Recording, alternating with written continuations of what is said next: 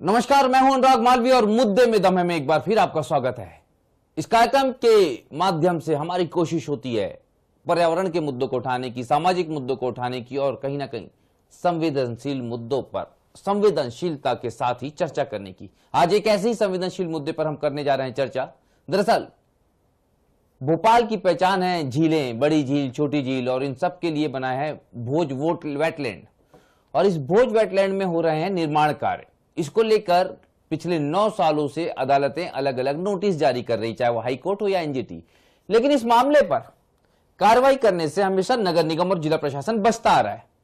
इसी मुद्दे पर हम करेंगे चर्चा अपने मेहमानों के साथ, लेकिन उसके पहले देखते हैं ये रिपोर्ट। की बड़ी झील के ऊपरी किनारों पर हो रहे अतिक्रमण को लेकर एनजीटी ने सख्ती दिखाई है।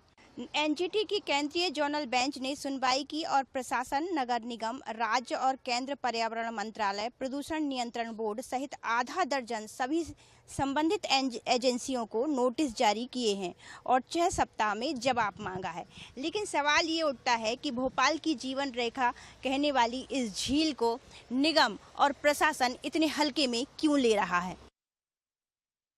राजधानी भोपाल के भोज वेटलैंड पर हो रहे अतिक्रमण और अवैध निर्माण के खिलाफ एक याचिका दायर की गई थी, जिसके बाद एनजीटी में ये याचिका दायर की गई थी। उस पर सुनवाई करते हुए हाई कोर्ट ने जो है अब नोटिस जारी किया है। आपको बता दें कि 12 फरवरी को प्रशासन ने नोटिस जारी किया है। इस याचिका में बड़े तालाब के आसपास जो फुल टैंक लेवल है उसमें 50 मीटर के दायरे में जो भी घर, फार्म हाउस या रिजॉर्ट का निर्माण किए गए हैं उन पर रोक लगाने की मांग की गई है। इतना ही नहीं, चारों ओर जो निर्माण कार्य तेजी से चल रहा है उसको भी रोके जाने की बात कही गई। आपको बता दें एनजीटी की याचिका पर सुनवाई करते हुए जिला कलेक्ट्रेट, नगर निगम सहित अलग अलग डिपार्टमेंट के अधिकारियों को जो है नोटिस जारी किया गया है और इसमें 6 हफ्ते के अंदर जो है जवाब भी मांगा गया। अगर हम बात करें एनजीटी के ऑर्डर की, तो एनजीटी के ऑर्डर में कहा गया है कि बड़ी झील के चारों दिशाओं में जो नो कंस्ट्रक्शन जोन है, 50 मीटर के जो फुल टैंक लेवल का 50 मीटर का दायरा है उसमें डंपिंग और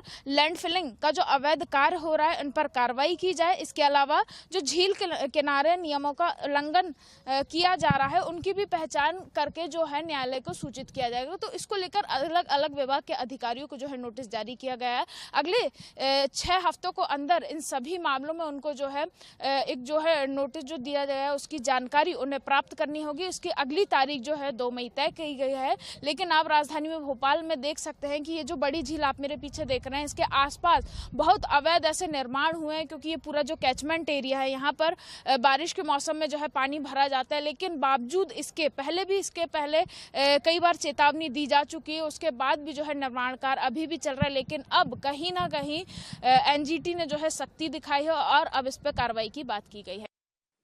इस रिपोर्ट के माध्यम से आपने देखा जमीनी हकीकत, जो हमारे साथी अंजलि सिंह और स्वाति शर्मा ने बताया कि किस तरह से निर्माण कार्य इस पूरे क्षेत्र में हो रहा है।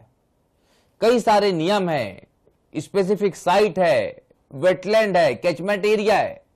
यह दुनियादारी हो सकता है कि अनपढ़ लोगों को नहीं समझ में आए, गरीबों को नहीं समझ में आए, लेकिन यहां पर जिन लोगों ने निर्माण कार्य करवाए हैं, कॉलोनियां बसाई है, आशियाने लगाए हैं, ये सब हैं रसूखदार, ये सब हैं ब्यूरोक्रेट्स, ये सब हैं बड़े नेता, यानी कि जिनको सब कुछ है समझता। बावजूद इसके ये अनदेखी कर रहे हैं नियमों की, और इन सब की अनदेखी कर रहे हैं भोपाल की जिला प्रशासन और नगर निगम। इसी मुद्दे पे करते हैं चर्चा अपने मेहमानों के साथ। हमारे साथ हैं इस मामले में जो पिटीशन लगाने वाले याचिकाकर्ता राशिद नूर साहब, साथ में है हमारे सचिन वर्मा जी, भारतीय जनता पार्टी के प्रवक्ता, और साथ में है विक्रम चौधरी जी, कांग्रेस प्रवक्ता। आप तीनों मेहमानों का है स्वागत। सबसे पहले करते हैं बात राशिद नूर साहब के साथ। क्या इस तरह के कंस्ट्रक्शन है जो इक्का दुक्का है, या जो नगर निगम को और जिला प्रशासन को दिखाई ना दें, या बड़े बड़े कंस्ट्रक्शन है, आलीशान महल और बिल्डिंग्स हैं? जी राशिद जी। देखिए, मैंने बड़े तालाब का जो पूरा एरिया होता है चारों तरफ का, हमने पूरा भ्रमण किया और हमने पाया कि देखिए एक शहरी क्षेत्र में 50 मीटर का नियम है और वही ग्रामीण क्षेत्रों में 250 मीटर का एफटीएल से कोई निर्माण नहीं हो सकता, ऐसा नियम है। लेकिन जब सूरजनगर से हम चले तो हमने ये देखा कि निर्माण छोटे नहीं है, एफटीएल से चिपक कर करोड़ों रुपए के बड़े बड़े भवन बनाए जा रहे हैं। और जो कि जब हमने चारों तरफ हमने इस तालाब का भ्रमण किया तो वेटलैंड जो होता है जहाँ पे मतलब आप देखेंगे कि ऐसी ऐसी जगह जहाँ वेटलैंड को संरक्षित करने के लिए 17 लाख पौधे भी लगाए गए थे, उन पेड़ों को भी काट दिया गया। वहां हमें बड़े स्तर पर कचरा मिला। तो कुल मिलाकर के जब हमने देखा कि भाई यहाँ पे निर्माण एक व्यक्ति 9 या 10 लोगों के द्वारा नहीं है, यहाँ तो लगातार इतने बड़े बड़े निर्माण हो रहे हैं जिन तक हमें भी पहुंचना काफी कठिन था, क्योंकि प्राइवेट एक्सेस हैं, बड़े लोग हैं और हम वहां तक पहुंच भी नहीं पाते थे। जैसे तैसे करके हमने वहां पे फोटोग्राफ्स लिए लैटिट्यूड और लॉन्गिट्यूड के, और हमने कोर्ट समक्ष प्रस्तुत भी किया और बोला भी कि इसके जो जिम्मेदार हैं, जिनको इस चीज की तनख्वाह मिलती है, कलेक्टर भोपाल है, बीएमसी है और अपना वेटलैंड अथॉरिटी है, इनको कोर्ट जो है इनको आदेशित करे और उनसे पूछे और इनसे अतिक्रमण जिन जिन ने किया उनको जांच के दायरे में लाके हमको बताया जाए इस बारे में। क्योंकि अभी आप देखेंगे कि इसी झील पे इससे पहले भी जो केस चला था, 350 मकान गरीबों के हटाए गए थे, और लेकिन वो तो गरीबों के मकान थे। लेकिन जब हम अभी जो गए, जो हकीकत पे जो आज हमें देखने को मिला, तो बड़े तालाब पे अवैध कॉलोनियां काटी जा रही हैं आसपास के क्षेत्रों में। तो कुल मिलाकर के एक तो ये हमारे मध्य प्रदेश का पहला जो है रामसर साइड है, और आपको भी पता होगा कि वेटलैंड सिटी जो है इंदौर को मिला और हमारा भोपाल कहीं ना कहीं चूक गया। तो ये भी एक बड़े अफसोसजनक बात है, क्योंकि भोपाल की जो हमारी पहचान है, अगर हम देखें तो हमें गैस ट्रेजेडी के रूप में भोपाल को पहचाना जाता। अगर हमारे वेटलैंड सिटी हमको मिलता तो कहीं ना कहीं हम हमारी एक अच्छी पॉजिटिव पहचान भी होती। और इसी रामसर साइड को लेकर के अंतर्राष्ट्रीय ट्रीटी भी है हमारे देश की, और इसको बचाने के लिए जो है नियम भी बनाए गए। उन नियमों को ही देखते हुए हम इस तालाब को बचाने के लिए आगे लड़ाई लड़। बिल्कुल राष्ट्रपति, बहुत महत्वपूर्ण बातें आपने कही है। वेटलैंड सिटी मतलब अगर हम देखें, टोपोलॉजिकली देखें, जियोग्राफिकली देखें, या फिर नेचुरल रिसोर्सेज के लहजे से देखें, उस नजरिए से देखें, तो शायद राजधानी भोपाल का हक पहला बनता, लेकिन कहीं ना कहीं ये लापरवाहियां ही नुकसान कर गई भोपाल को। हमारे साथ में भारतीय जनता पार्टी के प्रवक्ता सचिन वर्मा जी हैं, उनके पास चलते हैं। वकील भी हैं वो, और निश्चित रूप से कहीं ना कहीं वो जानते हैं कि एनजीटी के आदेशों का और निर्देशों का कितना महत्व होता है। लेकिन इससे 9 साल पहले हाईकोर्ट भी इस संदर्भ में आदेश दे चुका था सचिन जी, कि जो बड़े तालाब के कैचमेंट एरिया में या वेटलैंड जो है उसमें जो कंस्ट्रक्शन हुआ है उसको हटाना शुरू किया जाए। अगर 9 साल पहले शुरुआत हो जाती तो आज ये तस्वीर नहीं होती। ऐसा लग रहा है कि जैसे एक छोटा मोटा शहर बना दिया गया है झील के किनारे, बड़ी बड़ी बिल्डिंग्स तन गई है और बड़े प्रभावशाली लोगों की।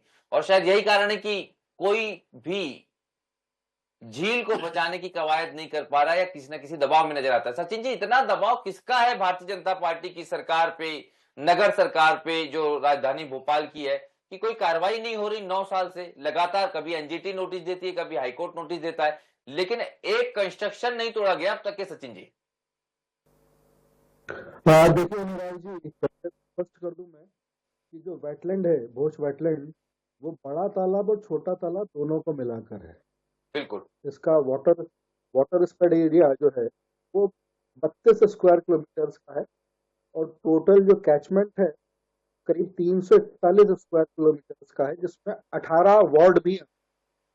तो अगर आप इस बात को अगर कंस्ट्रक्शन वाइज अगर आप देखना चाहते हैं, तो जो हमारा जो वेटलैंड है, इसका कैचमेंट है, वो 18 वार्डों में फैले, जिसको अर्बन कैचमेंट। पहले तो हमारा थोड़ा सा, मैं आपके जो एनवायरमेंटल इश्यूज को लेकर जो व्यूज है थोड़े से, उसको थोड़ा सा आपका ब्रॉड स्पेक्ट्रम करना चाह रहा हूं कि आप उसको थोड़े से व्यापक रूप से देखें। बिल्कुल बिल्कुल बिल्कुल सचिन जी। 18 जो है वो शामिल है कैचमेंट में बड़े तालाब का, यानी 18 वार्ड का जो पानी आता है वो भी कैचमेंट है ये वेटलैंड का, जिसमें बड़े और छोटा तालाब दोनों शामिल है।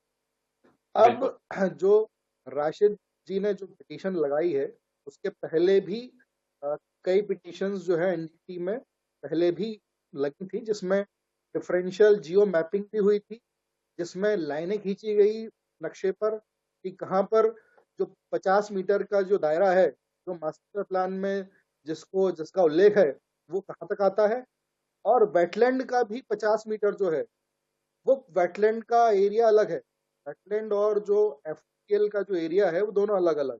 मैं ये भी स्पष्ट कर देता हूँ आपको कि वेटलैंड का सर्वे हुआ था और 19 अगस्त 2002 को हमने रामसर डिक्लेरेशन के लिए जो अपना एक शॉर्ट नोट होता है वो सबमिट किया था रामसर के लिए, और 19/8/2002 को ये रामसर वेटलैंड साइट जो है डिक्लेयर हुई, जो हमारी भोज वेटलैंड, और उसका जो दायरा है वो सर्वे के अनुसार खसरे वाइज जो सर्वे हुए थे और उसका जो इंडोर्समेंट रेवेन्यू रिकॉर्ड्स में भी है, उसको रामसर साइट डिक्लेयर किया गया है, और उसका 50 मीटर अलग है और एफटीएल का 50 मीटर अलग है। दोनों का डिफरेंशियल जो मैपिंग हुई थी और उसके डॉक्यूमेंट जो हैं वो एनजीटी में प्रस्तुत भी किए। अब अगर राशिद का ऐसा कहना है कि वो जो मैप था उस मैप के अकॉर्डिंगली भी इंक्रोचमेंट अगर हुए हैं, तो आप देख रहे हैं अनुराग जी, जितनी जो इलीगल कॉलोनीज वगैरह हैं उसके बारे में सरकार का रुख जो है वो पूरी तरह से अलग है। हम बड़े कठोर कार्रवाइयां जो है सुनिश्चित करने जा रहे हैं, और एफआईआर होना भी अब शुरू होने वाली है। ऐसी कॉलोनीज को जिन्होंने काटा है और जिस पे कंस्ट्रक्शन किए गए हैं उनके खिलाफ में एफआईआर का भी प्रोविजन जो है वो किया गया है। तो अब जो है, अगर ऐसी कोई स्पेसिफिक बात राशिद जी बताते हैं ये इंक्रोचमेंट है, चलिए, एक तो क्या होता है कि भोपाल में जो पिटीशन जो लगाते हैं पर्यावरणविद, वो सब पर्यावरणविद होते हैं, वो एनजीटी में या कोर्टों में पिटीशन लगाने के लिए ठीक से इक्विप्ड नहीं होते हैं। ये किसी प्राइवेट पार्टी को उसमें पार्टी ही नहीं बनाते हैं, ताकि इनको निगोशिएट करने के लिए इनके लिए भी जो है ग्राउंड ओपन रहे। बिल्कुल सचिन जी, मैं सहमत हूं इस बात पे। राशिद जी से इसका सवाल जरूर करेंगे, पर एक सवाल मेरा पहले आपसे ये है, आप तो खुद ही भ्रमण करते रहते हैं, कानून का ज्ञान आपको है, विस्तृत रूप से आपने मुझे वेटलैंड और कैचमेंट दोनों समझाया, आपने मुझे उसके दायरे भी समझा दिए। एक आम नागरिक के नजरिए से मुझे बस इतना सर समझाइए, जो आप देख रहे हैं बड़ी झील और छोटी झील के आसपास का कंस्ट्रक्शन, उसको कानूनन रूप से आप कितना वैध मानते हैं? ये इक्का दुक्का है या बड़े लार्ज स्केल पर हो रहा है? सचिन जी, देखिए, एनजीटी ने पहले भी निर्देशित किया गया था कि अगर तालाब के आसपास के एरियाज में अगर कोई भी टीएनसीपी परमिशन देगी तो उसको उसकी परमिशन की कॉपी जो है एनजीटी को उपलब्ध करानी पड़ेगी। तो मुझे ये राशिद जी को ये बताना पड़ेगा कि मैं करीब 1 साल से जो है मैं सरकार को वहां रिप्रेजेंट नहीं कर रहा हूँ एनजीटी, तो ये राशिद जी को बताना पड़ेगा कि ये जो परमिशन है इनको बोलना पड़ेगा स्पेसिफिक उन स्ट्रक्चर्स को पॉइंट आउट करते हुए स्पेसिफिक बताना पड़ेगा कि ये इंक्रोचमेंट है और इसके खिलाफ कार्रवाई सुनिश्चित। आप डॉक्टर विक्रम चौधरी के पास चलते हैं। विक्रम जी, जो हमारे 2 रिपोर्टर्स ग्राउंड जीरो पे गए, उन्होंने क्या पाया ये हम आपको बता देते हैं। उन्होंने पाया कि यहां पर स्पेसिफिकली हमने नापा नहीं है, लेकिन जो हमारे रिपोर्टर्स को जमीन पर दिख रहा है उसमें बड़े प्रभावशाली लोगों के जो है वो निर्माण कार्य हैं। मतलब कहा तो ये जाता है कि मध्य प्रदेश की सबसे सीनियर पोजीशन के ब्यूरोक्रेट्स रह चुके रिटायर्ड अफसरों के भी वहां पर जो है बंगले तन गए हैं, कोठियां बन गई हैं। क्या यही कारण है कि इस पूरे मामले में दनादन आदेश होते हैं अदालत के, लेकिन उसकी अवहेलना भी होती है और कोई कार्रवाई करने की हिम्मत नहीं जुटा पा रहा, ना जिला प्रशासन, ना नगर निगम, ना पॉल्यूशन कंट्रोल बोर्ड, किसी के पास इतना भी साहस नहीं आ पा रहा कि इस तरह की, मतलब ये निश्चित रूप से अगर भोपाल की बड़ी झील की बात करें, कई शहरों की पहचान झीलों के लिए उदयपुर की है, नैनीताल की है, लेकिन जो खूबसूरती शहर के बीच में शायद किसी शहर को मिली, किसी राजधानी को, तो भोपाल है। लेकिन उसके बाद भी इतने बड़े मामले में सीधे सीधे निर्देशों और आदेशों के बावजूद कार्रवाई नहीं हो पाती। विक्रम जी, मैं बदल के कह रहा हूँ, आपने जिन सज्जन का इशारा किया, अभी हमारे उपनेता प्रतिपक्ष ने भी दस्तावेज प्रस्तुत किए थे। वहां सिर्फ इनके निजी बंगले नहीं बने हैं, बल्कि ये लोग अपनी पूरी कॉलोनी काट रहे हैं, और ये कई सैकड़ों एकड़ में कॉलोनी काट रहे हैं। अभी हमने जो दस्तावेज उपलब्ध कराए थे कांग्रेस के माध्यम से, उसमें इसके पहले जो पूर्व नौकरशाह थे, जो शिवराज सिंह के बहुत चहेते रहे हैं, इकबाल सिंह साहब का नाम भी आया था इसमें, और अन्य लोगों के नाम भी आए हैं। और जो आपने कहा है उसमें जो आपने प्रश्न लगाया है उसको आप निसंकोच हटा दीजिए कि चाहे वो अदालत हो चाहे एनजीटी हो, सिर्फ ये रसूखदार लोगों के बंगले और इनके रिहायशी जो परियोजनाएं यहाँ चल रही हैं, अवैध तौर पे चल रही हैं, इनमें आईएएस आईपीएस के सारे बंगले आप वहां जाके देखेंगे बने रहेंगे। और आपने जो कहा कि भोपाल जो है वो झीलों का नगर है और मेरे ख्याल से भारत में ही नहीं पूरे विश्व में सबसे खूबसूरत जगह जो है आपको भोपाल तालाब के आसपास मिलेगी। आप वहां खड़े होंगे तो आप देखेंगे कि पुराने भोपाल का बहुत बड़ा नाला जो है इसमें मिलता है। बैरागढ़ क्षेत्र का भी पूरा पानी जो इसी में मिल रहा है। और एक यहाँ मेडिकल कॉलेज भी बन गया है, उसमें किसकी हिस्सेदारी है ये पूरे भोपाल को पता है कि वो उसके कारण ये होता है कि बरसात में जितना अपेक्षित पानी बड़ी झील में भरना चाहिए उस मेडिकल कॉलेज को बचाने के लिए उतना पानी नहीं भरा जाता है, वो पानी बहा दिया जाता है ताकि वो चिरायू नाम का मेडिकल कॉलेज है उसमें पानी भर जाता है। तो भदभदा के जो गेट हैं वो पहले ही खोल दिए जाते हैं। कल भाजपा के सांसद ने सीधा सीधा आरोप लगाया है कि नर्मदा में अवैध उत्खनन हो रहा है। अब हम तो 20 साल से ये बात कह रहे हैं। गत दिवस जो है सांसद ने भी लोकसभा में बात उठा के गुहार लगाई कि नर्मदा को बचाया जाए। आप कह रहे हैं कि झील को बचाया जाए। आखिर ये इसको लूट कौन रहा? कोई तकनीकी विशेषज्ञ कह रहे थे उधर उधर की बातें और कानून का ज्ञान बांट रहे थे। आपने कहा कि सामान्य नागरिक को क्या समझ में है? सामान्य नागरिक के लिए इतना ही है कि 20 साल से भाजपा में जो भ्रष्टाचार जो शिष्टाचार बन चुका है उसके कारण पूरे मध्य प्रदेश का इकोलॉजिकल सिस्टम खराब हो रहा है। इसके पहले 1 महीने पहले जब यहाँ जबरदस्त ठंड पड़ी थी, भोपाल शहर जिसके आसपास नेचुरल वाइल्ड लाइफ सेंचुरीज हैं, इसके बावजूद भी भोपाल की आबो हवा बड़ी खराब हो गई थी। कहने का आशय यह है कि आपकी टीम ने जो ग्राउंड जीरो पर तहकीकात की है वो बिल्कुल सच है। भोपाल के रसूखदार नेताओं और ऑफिसर ने पूरा झील को जो है उसकी हत्या करने का संकल्प ले लिया है और ये लोग किसी की नहीं सुनते। राशिद नूर साहब के पास चलते हैं, क्योंकि ये जो सवाल है ना उसमें एक चीज मुझे चुभ रही है। सचिन वर्मा जी ने भी हालांकि कह ही दी है वो बात, लेकिन आपने कुछ नामों को तो बड़े स्पष्ट किया, बड़े साहस के साथ स्पष्ट किया। राशिद नूर साहब, सवाल ये जरूर उठता है, ये जितने आप लोग हैं, पर्यावरणविद हैं, सामाजिक कार्यकर्ता हैं जी, ये किसी इंडिविजुअल पार्टी को कभी टारगेट नहीं करते, इसका क्या कारण है? आपका दिल इतना बड़ा है कि आप किसी को व्यक्तिगत रूप से टारगेट नहीं करना चाहते, या फिर आरोप सचिन वर्मा जी लगा रहे हैं वो सच है? सचिन वर्मा मेरे केस में सरकार की तरफ से वकील थे जिसमें 1 करोड़ की पेनल्टी नगर निगम पे हुई थी और स्ट्रक्चर तोड़ा गया था। पार्टी थी, क्योंकि हम जब मौके पे जाते थे और कंस्ट्रक्शन पूछते थे किसका है तो कोई नहीं बताता था। फिर हमने केस लगाया एनजीटी में। और ऐसा नहीं है कि मैंने पार्टी नहीं बनाया, इससे पहले भी 2014 से मेरे जितने केसेस हैं, जो पार्टी सामने आई हमने बनाई। लेकिन बड़े तालाब के पास हमको 1 नहीं 10 नहीं, हमने लैटिट्यूड लॉन्गिट्यूड जो एक सामान्य व्यक्ति द्वारा फोटोग्राफ दी जाती है, 3 साल की शिकायतें दी गई, जिसके तहत 3 साल से हम शिकायत कर रहे हैं, उस पर कोई कार्रवाई नहीं हुई। पर एरिया इतना बड़ा है, आप ही मुझे बताइए कि आज की डेट में सामान्य व्यक्ति को खसरे लेने के लिए या वो जमीन किसकी है। आज कई बार ऐसा होता है कि रजिस्ट्री और नामांकन हो जाता है लेकिन वेबसाइट के ऊपर नाम नहीं चढ़ पाते। उनको कलेक्ट करना और एक आम आदमी के लिए एक्सेस करना बहुत कठिन बात होती है। ये एक बड़ी बात है कि हम लड़ रहे हैं और ऐसा नहीं है कि हम लड़ नहीं रहे। अब आप बताइए कि लड़ने के बाद भी आप आरोप लगाओ। अगर आज हम बड़े तालाब के लिए लड़ते हैं और आप हमको बेईमान बताओ, भाई हम क्या कर दें? इतने बड़े और रसूखदार लोग हैं, कल हत्या करा दे। हम किसी चीज की सुरक्षा या कुछ मांग रहे हैं? आज हम भोपाल के बड़े तालाब को बचाना चाहते हैं। हमारी सामान्य नियत है कि सरकार से तनख्वाह कौन ले रहा है? कलेक्टर ले रहा है, नगर निगम ले रहा है, वेटलैंड अथॉरिटी ले रहा है। इनकी क्या जिम्मेदारियां हैं?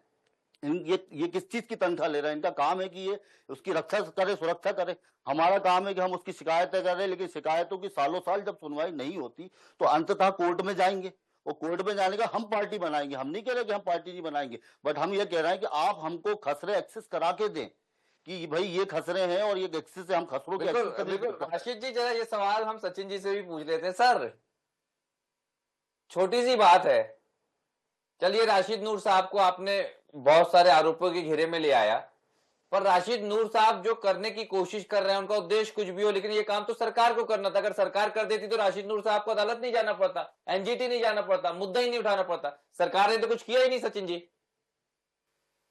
क्या सरकार ने नहीं किया? डिफरेंशियल जियो मैपिंग से पूरे जो तालाब है की मैपिंग की गई है। 50 मीटर का दायरा कितना होता है वो रिकॉर्ड पर है। अब राशिद जी अगर उस मैप को न लगाएं एनजीटी में या उसको न देखें तो ये राशिद जी की समस्या है, ये राशिद जी का अज्ञानता है कि ये उसको न देखें जो पहले मुकदमे चल चुके हैं। अगर ये राशिद जी बोल रहे हैं तो उन मुकदमों की ऑर्डर शीट तो पढ़ लो, आप उस मुकदमे में क्या कार्रवाई हुई है वो तो देख लीजिए। ये जो लास्ट नोटिस जो है, लास्ट नोटिस की ऑर्डर शीट की क्या स्थिति है? और एनजीटी क्या ये नहीं देख रही है कि ये जो पिटिशनर है वो तमाम चीजों के आंकड़ों की बात नहीं कर रहा है, वो मेजरमेंट की बात नहीं कर रहा है, उसके बिना देखे एनजीटी इस तरह का नोटिस जारी कर रही है क्या सचिन जी? देखिए रिकॉर्ड सब कुछ है। ये कोर्ट से ये आप अपेक्षा नहीं कर सकते कि कोर्ट को सब कुछ ज्ञात है, सब कुछ मालूम है। जो आप लेके जाएंगे मटेरियल उसी के आधार पर कोर्ट आदेश करेगी। भाई आपने पुराने मुकदमे अगर चले हैं और अगर आप सही में इस वेटलैंड का कुछ भला करना चाहते हैं उसके रिकॉर्ड को तो पढ़ लीजिए, उसको इंस्पेक्शन में उसकी फाइल तो देख लीजिए कि उसमें क्या हुआ है, क्या मैपिंग हुई है। सचिन जी, मैं मौके के ग्राउंड पे काम करता हूँ और मैं एक सामान्य आदमी हूँ। आप वकील हैं, आपको नॉलेज है, मैं मना नहीं कर रहा। राशिद जी आपको इसीलिए बता रहा हूँ लगी है, हम मौके पर गए, मैंने बोला हमें गलत लगी तो हमने उसकी शिकायत की और हमें लगता है कि अगर ये एफटीएल का पत्थर लगा है उससे चिपक कर एक बड़ा भवन बन रहा है जो कि बिल्कुल चमक के बन रहा है, उसकी फोटोग्राफ लैटिट्यूड और लॉन्गिट्यूड की हमने लगाई है फोटोग्राफ, पर हमने ये देखिए राशिद जी पत्थर क्या है। विक्रांत जी एक बार आपके पास चलते हैं। आप ये मुझे बताइए कि सचिन जी का कहना यह है कि सरकार ने बहुत तरतीब से तमाम चीजों को संज्ञान में लेते हुए कार्रवाई करने की कोशिश भी की है, लेकिन आप मुझे बस इतना बता दीजिए कि क्या आपको लगता है कि वाकई में इसकी कोशिश हुई है? ये आखिरी कमेंट, क्योंकि समय का अभाव है। विक्रम जी नहीं, इनकी इस कोशिश हुई होती। जब किसी संस्थान को नोटिस मिलता है तो वो संस्थान भी आंकड़े और दस्तावेज और सबूत लेके जाती है। इनके पास कोई आंकड़े नहीं है, कोई दस्तावेज सबूत नहीं है। नूर साहब कह रहे थे कि इनकी हत्या भी हो सकती है, तो देखिए दिल्ली से लेके भोपाल तक, मंत्री से लेके संतरी तक चौकीदार ही चोर है। मेरा अंतिम कमेंट यही है कि भाजपा में भ्रष्टाचार ही शिष्टाचार है और जमीनों की, खनिज संसाधन की बेतहाशा लूट मची हुई है। पर्यावरण की चिंता किसी को नहीं है। मैं आपको बताऊं, अमेज़न के जंगलों के बाद मध्य प्रदेश को ये सौभाग्य उपलब्ध है कि विक्रम जी जो सबसे महत्वपूर्ण बात यह है कि तमाम जो रसूखदार हैं वही शायद ऐसा कुछ कर रहे हैं जिसके कारण इस पूरी झील के संरक्षण के लिए जो कदम उठाए जाने चाहिए वो नहीं उठाए जा सकते। चलिए, संरक्षण के लिए कदम उठाना तो दूर की बात है, जो कार्रवाई होनी चाहिए वो इतने प्रभावशाली लोग हैं कि उनके खिलाफ कार्रवाई करने की हिम्मत ना तो जिला प्रशासन जुटा पा रहा है, ना भोपाल नगर निगम। अदालतों के आरोपों को, अदालत के निर्देशों को भी चैलेंज किया जा रहा है, एनजीटी के निर्देशों को भी चैलेंज किया जा रहा है, लेकिन सवाल ये उठता है कि जो एक छोटी सी बात है, बहुत छोटी सी और तनिक सी बात है कि जो आंखों के सामने दिख रहा है उसको नहीं नकारा जा सकता। और आंखों के सामने साफ तौर पे दिखता है कि शायद इस बड़ी झील और छोटी झील यानी कि पूरे के पूरे भोपाल के भोज वेटलैंड एरिया को बचाने की बहुत जरूरत है और इसके लिए सरकार को हिम्मत दिखाने की भी उतनी ही जरूरत। हमारे साथ जो इस विषय पर चर्चा के लिए मेहमान जुड़े थे, हम सबका धन्यवाद करते हैं। सचिन वर्मा जी आपका धन्यवाद, राशिद नूर साहब आपका धन्यवाद और साथ में विक्रम चौधरी जी, आप तीनों मेहमानों का करते हैं हम धन्यवाद, इस उम्मीद के साथ कि निश्चित रूप से इस मुद्दे को उठाने के बाद इस मामले में सरकार संज्ञान जरूर लीजिए। मुझे दीजिए इजाजत, नमस्कार, धन्यवाद।